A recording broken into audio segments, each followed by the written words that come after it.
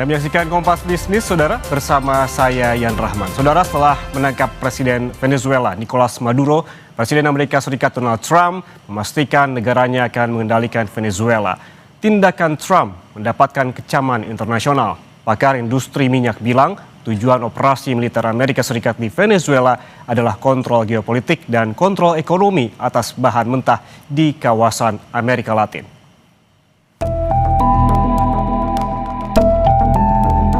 Presiden Amerika Serikat Donald Trump memastikan negaranya akan mengendalikan Venezuela setelah menangkap Presiden Venezuela Nicolas Maduro dan istrinya di kediamannya di Caracas Sabtu dini hari waktu setempat. Trump mengatakan perusahaan minyak besar Amerika Serikat akan mengelola infrastruktur dan sumber minyak Venezuela. Sebelumnya, melalui media sosial, Trump membagikan foto Nicolas Maduro ini saat ditangkap. We're going to run the country until such time as we can do a safe, proper, and judicious transition. So we're going to have our very large United States oil companies, the biggest anywhere in the world, go in, spend billions of dollars, fix the badly broken infrastructure, the oil infrastructure, and start making money for the country. And we are ready to stage a second and much larger attack if we need to do so. Langkah Trump ini mendapatkan kecaman internasional. Para ahli memperingatkan bahwa langkah menentang hukum internasional ini berisiko menggoyahkan seluruh kawasan Amerika Latin. Salah satunya datang dari Presiden dan pendiri Schiller Institute, Jerman. Ia bilang Venezuela adalah negara berdaulat dan Maduro adalah presidennya yang terpilih secara demokratis. Also man will einen Regimewechsel in Venezuela erzeugen und das hätte katastrophale Konsequenzen. Also ganz Lateinamerika könnte wirklich destabilisiert werden. Also das ist eine sehr, sehr gefährliche Lage, aber ich denke, genau wie die anderen regionalen Konflikte werden sie nicht auf regionaler Ebene allein zu lösen sein. Sementara itu, Menteri Pertahanan Venezuela Vladimir Padrino Lopez memperingatkan negara-negara lain untuk waspada atas serangan Amerika Serikat. Menurutnya, serangan Amerika Serikat jadi ancaman serius terhadap tatanan global. Hal itu disampaikan Lopez merespons serangan Amerika Serikat dan penangkapan Presiden Venezuela Nicolas Maduro dan istrinya. Lopez menegaskan langkah Amerika Serikat telah mengguncang warga dan masa depan Venezuela. Lopez meminta warga Venezuela untuk tidak jatuh ke dalam perangkap perang psikologis, ancaman, dan ketakutan yang ingin ditimbulkan oleh pihak lain. Que el mundo ponga sus bardas en remojo, porque esto representa severamente una amenaza contra el orden global. Si hoy fue contra Venezuela, mañana puede ser contra cualquier Estado, contra cualquier país. Llamo al pueblo de Venezuela a la paz, al orden, a no caer en las tentaciones de la guerra psicológica, de la amenaza, del miedo que nos quieren imponer. Llamo al pueblo de Venezuela a que retome sus actividades económicas, laborales, de todo tipo, educativas en los próximos días. Di sisi lain, Menteri Luar Negeri Amerika Serikat Marco Rubio mengatakan AS berharap ada perubahan di Venezuela pasca penangkapan Nicolas Maduro. Namun, tidak secara langsung menyebut siapa kini yang menjalani pemerintahan Venezuela. Dalam wawancara dengan sebuah stasiun televisi, Rubio juga menegaskan bahwa langkah pemerintah Amerika Serikat di Venezuela tak perlu izin Kongres. Chief of Staff Susie Wiles told Vanity Fair that an attack on Venezuela's mainland would require approval from Congress. Why didn't that happen, and will it happen with any future action the administration plans to take in Venezuela or elsewhere? This was not an action that required congressional approval. In fact, it couldn't require congressional approval because this was not an invasion. This is not an extended military operation. This is a very precise operation that involved a couple of hours of action. It was a very delicate operation too. Venezuela merupakan salah satu negara yang memiliki cadangan minyak terbesar di dunia, diperkirakan mencapai 300 miliar barel yang mencakup sekitar 17% dari total global. Jauh lebih besar daripada cadangan AS yang sebesar 81 miliar barel. Para ahli industri minyak Venezuela menyatakan bahwa AS selama ini memproduksi minyak mentah ringan yang sebagian besar digunakan untuk produksi bensin dan aplikasi lainnya terbatas. Namun, Venezuela memiliki minyak mentah berat yang tidak dimiliki AS sehingga sangat melengkapi pasar Amerika Serikat. Cuando a diferencia del producto liviano, que se producen gases condensados y más derivados livianos. Entonces, el petróleo pesado compensa las necesidades mundiales del tipo de derivado que nosotros tenemos. Ramiro juga bilang sebagian besar kilang minyak AS dibangun dengan standar untuk mengolah minyak Venezuela, sehingga penggunaan minyak mentah Venezuela lebih efisien daripada pengolahan minyak domestik. Dengan demikian, tujuan operasi militer Amerika Serikat di Venezuela adalah kontrol geopolitik dan kontrol ekonomi atas bahan mentah di kawasan Amerika Latin.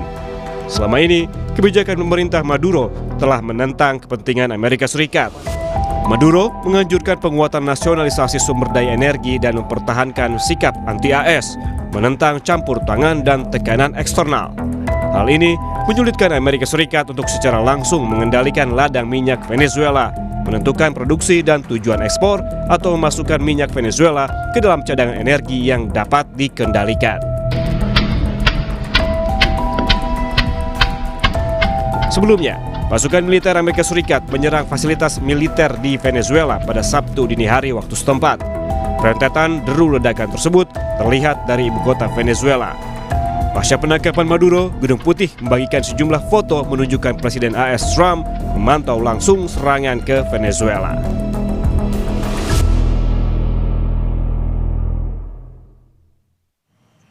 Saudara, kita langsung bahas apa saja potensi dampak penangkapan Presiden Venezuela dan rencana Amerika Serikat menguasai lewat cara ambil paksa pengelolaan minyak Venezuela. Apa pengaruhnya terhadap perekonomian global dan juga ekonomi tanah air? Kita langsung berbincang dengan Kepala Ekonom Bank Permata, Joshua Pardede. Pak Joshua, selamat pagi. Selamat pagi, Yan. Pak Joshua, ini menurut Anda ini penangkapan Presiden Venezuela oleh Trump, apakah akan berpengaruh terhadap perekonomian global? Ya, saya pikir memang dampaknya ini akan lebih terasa kepada goncangan ataupun shock kepada politik global ya, daripada goncangan ataupun shock kepada suplai minyak global.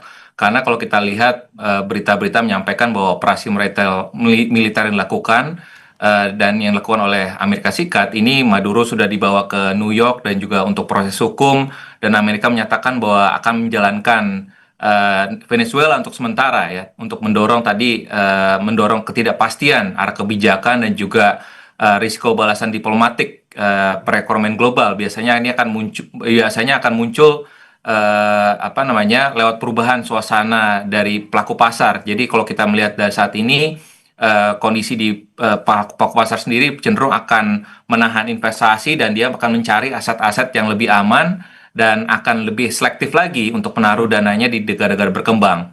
Sementara itu kalau kita melihat di pasar energinya, di sisi energinya sebenarnya ketidakpastiannya ataupun risikonya relatif marginal, mengingat kalau kita melihat dari Energy Information Administration dari US sendiri mengatakan bahwa tahun ini sendiri bahwa minyak global itu akan cenderung surplus ya, di mana kalau kita melihat dari sisi harga WTI pada pagi ini sendiri mungkin masih bergerak di $57 per barel, dan di sisi lainnya harga emas ya ini naik $4.300 per troy ounce, yang artinya tadi memang ini menunjukkan tadi ada investor cenderung lebih khawatir terhadap kekhawatiran ketegangan geopolitiknya.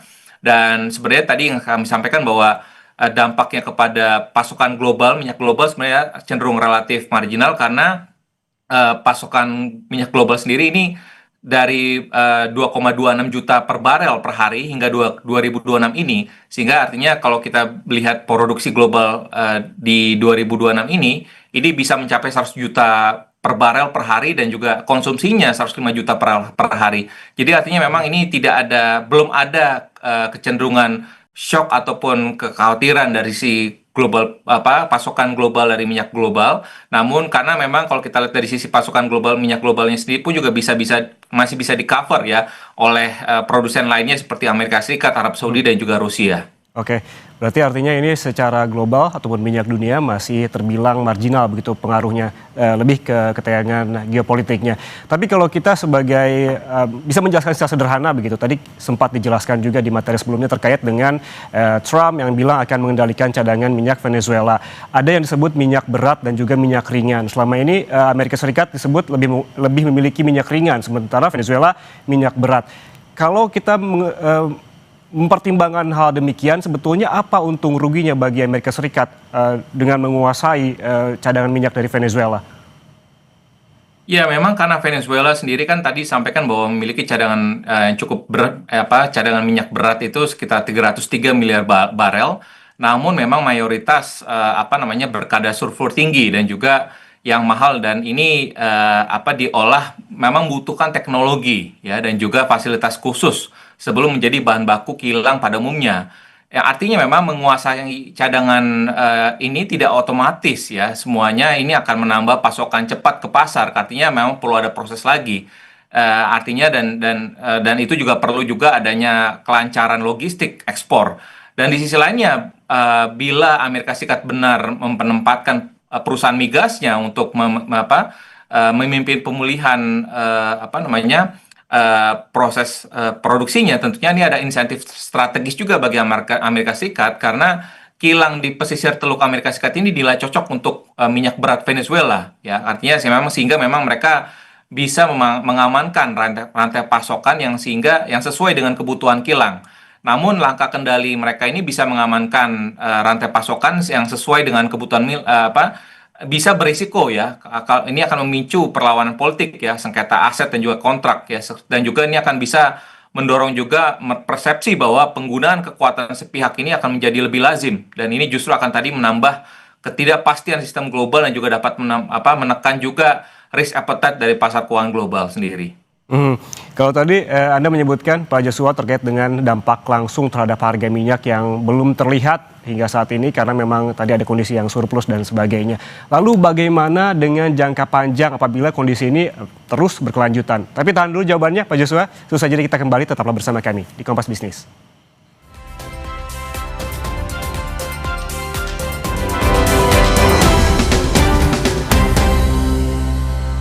Gurihnya creamy latte, kalau belum coba, pasti nggak nyangka.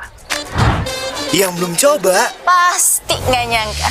Creamy latte dari kopi grade Brazil dan susu New Zealand bikin kopinya gurih, manisnya atur sendiri. Cobain deh. Iya, gurih. Penasaran kan? Coba deh, pasti nggak nyangka. Creamy latte, kopi latte, gurih. Pisang. Udah gak sabar makan Oreo ya?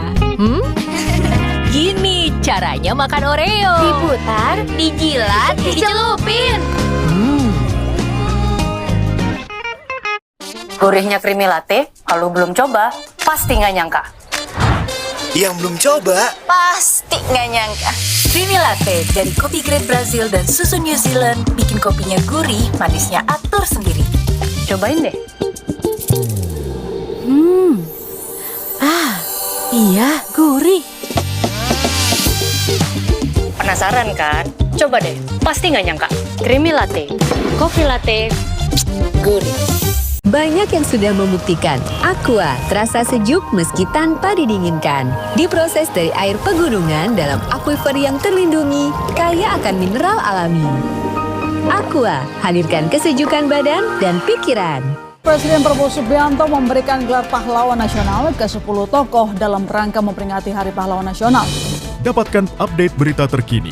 2 pelaku penembak Hansip disertai percobaan pencurian motor di Cakung, Jakarta Timur ditetapkan sebagai tersangka. Aktual, faktual, dan terpercaya. Kasus kematian Prada Luki Namo kembali digelar di Pengadilan Militer Kupang, Nusa Tenggara Timur. Kompas Petang, setiap hari pukul 4 sore, live di Kompas TV.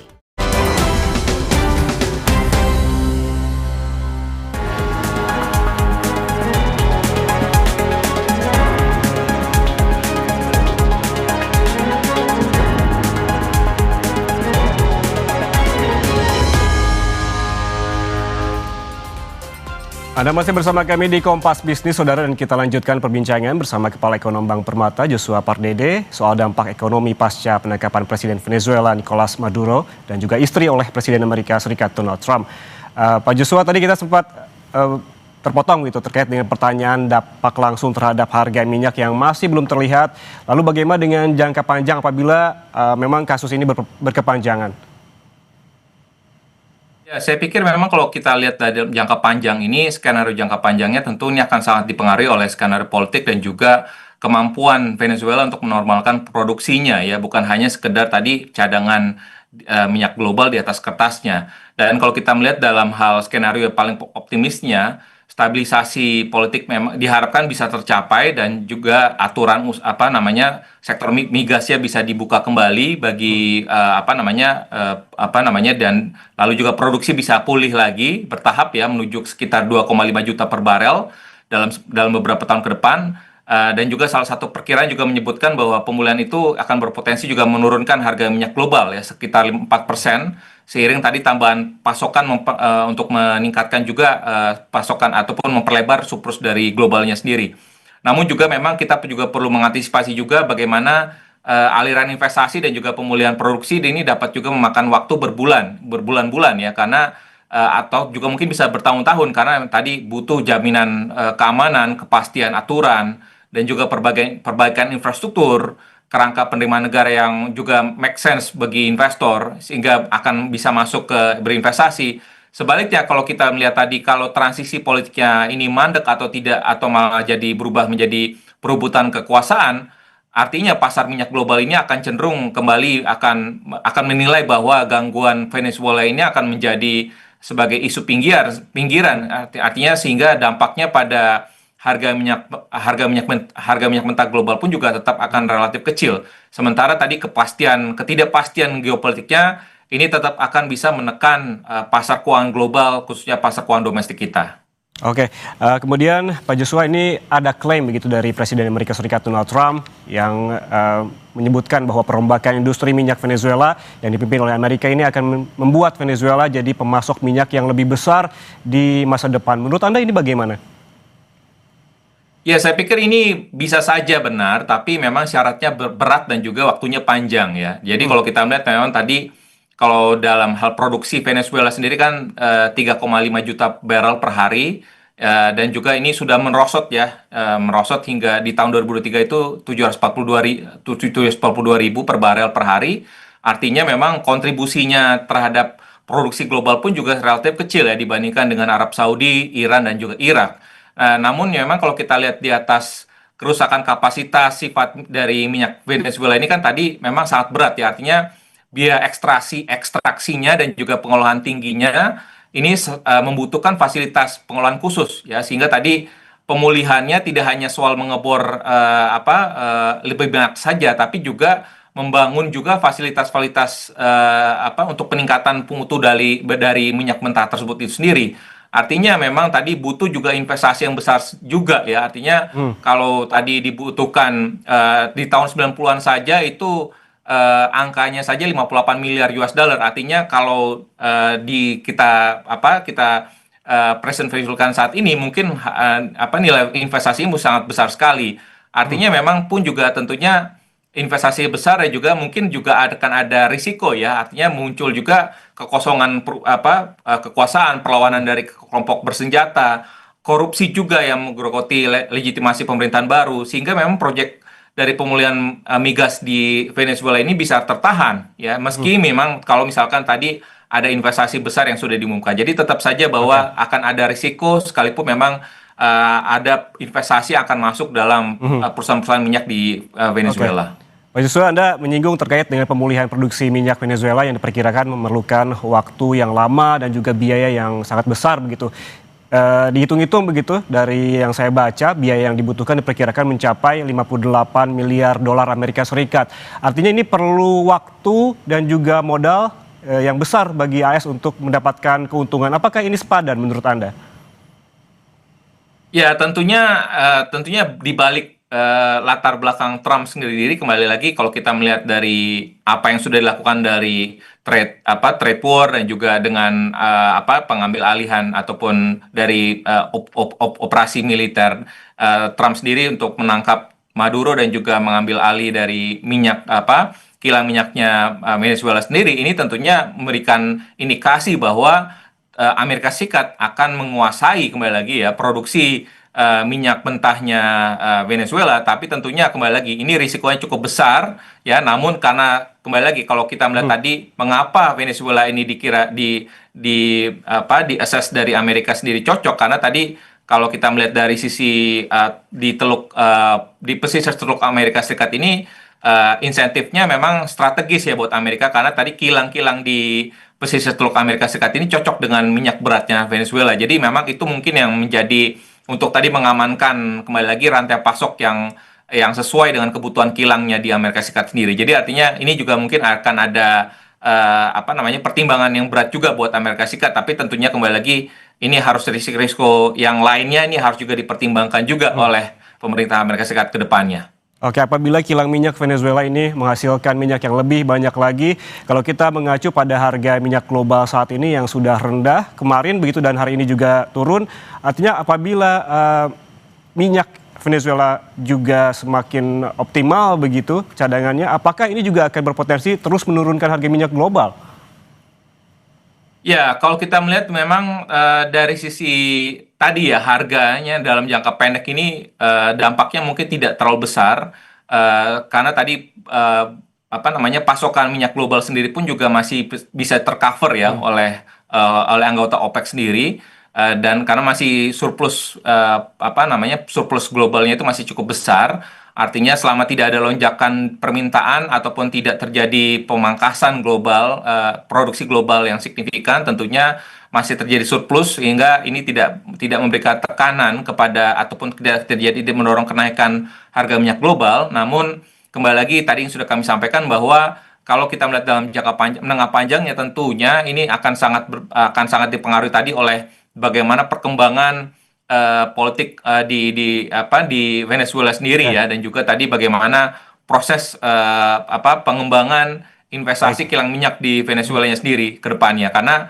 kalau tidak ada pengembangan yang cukup berarti, karena kalau kita lihat tadi supply ataupun dukungan ataupun kontribusi dari produksi minyaknya dari Venezuela sendiri sebenarnya terhadap produksi global itu relatif kecil gitu ya, sehingga makanya ini diperlukan tadi support juga dari Amerika Serikat ataupun investasi dari luar, sehingga tapi tentunya dengan cara-cara yang sewajarnya tentunya, bukan hanya dengan menangkap dari Presiden Maduro sendiri tentunya ya. Kita harapkan bahwa cara-cara yang lebih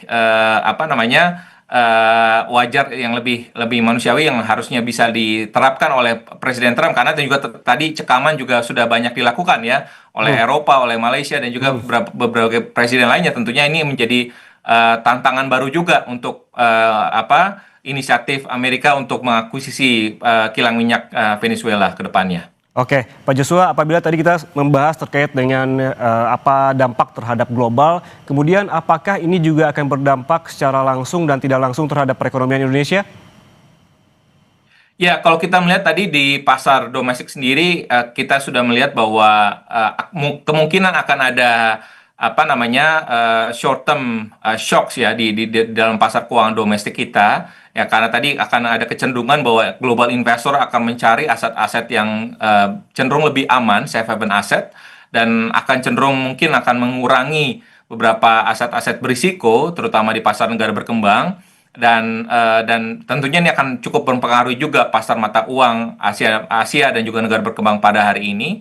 Dan juga kalau kita melihat memang ada potensi kenaikan juga dari imbal hasil surat utang pemerintah Amerika Serikat yang juga mungkin akan merefleksikan juga kenaikan surat utang pemerintah Indonesia dalam jangka pendek ini. Tentunya ini akan juga memberikan tekanan bagi perekonomian Indonesia. Namun kembali lagi kalau kita melihat dalam hubungan langsung ya, diplomatik langsung ataupun hubungan perdagangan antara Indonesia dan Venezuela sebenarnya tidak begitu besar. Namun kita perlu mencermati lagi bagaimana dampaknya tadi kepada pasar keuangan, di pasar saham, pasar obligasi dan juga nilai tukar, dan juga kemungkinan juga pasar saham yang kepada saham-saham sektor yang sensitif terhadap suku bunga ataupun pembiayaan, sehingga memang ini juga dan juga pasar akan terus mengikuti atau akan membaca bagaimana pemulihan Venezuela sebagai tambahan pasokan minyak dalam jangka menengah.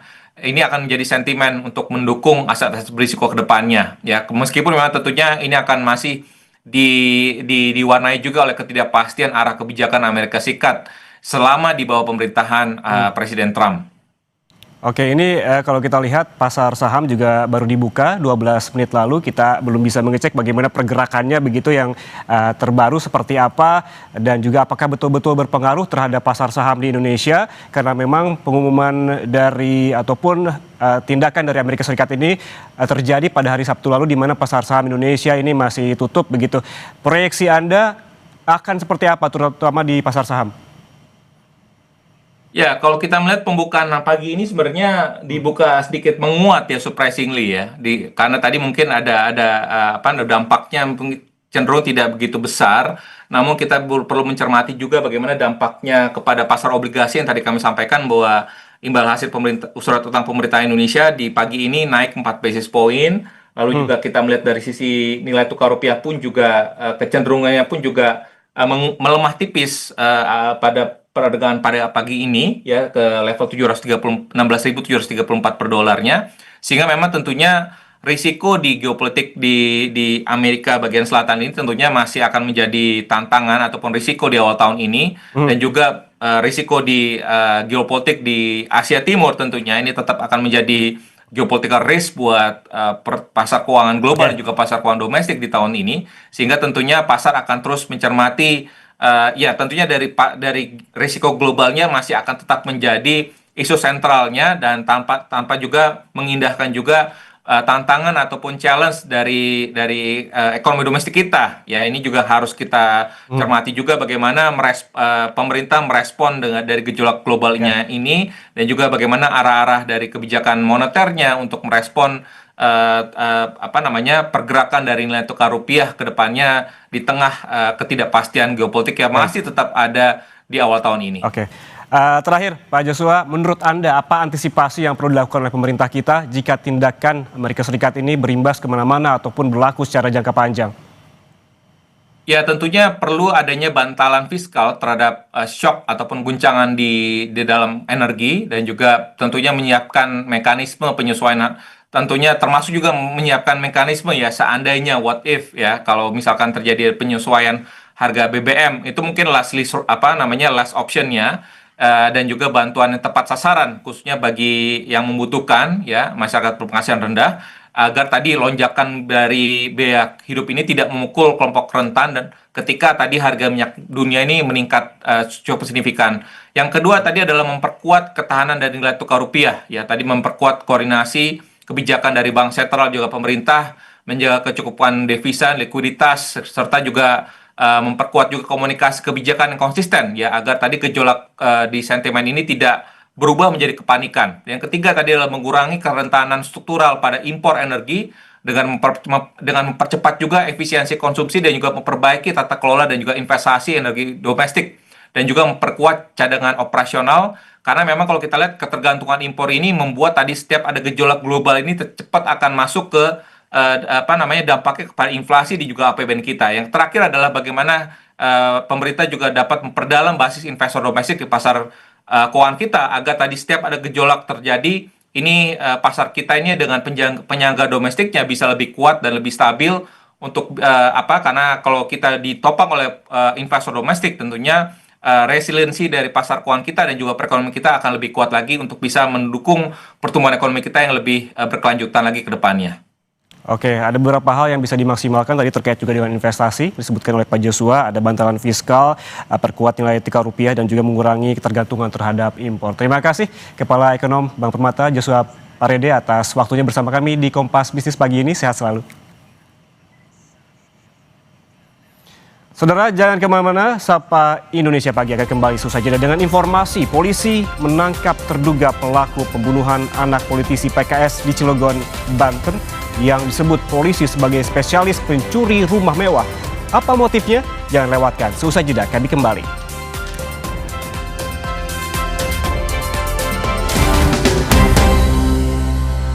Gurihnya creamy latte, kalau belum coba, pasti nggak nyangka.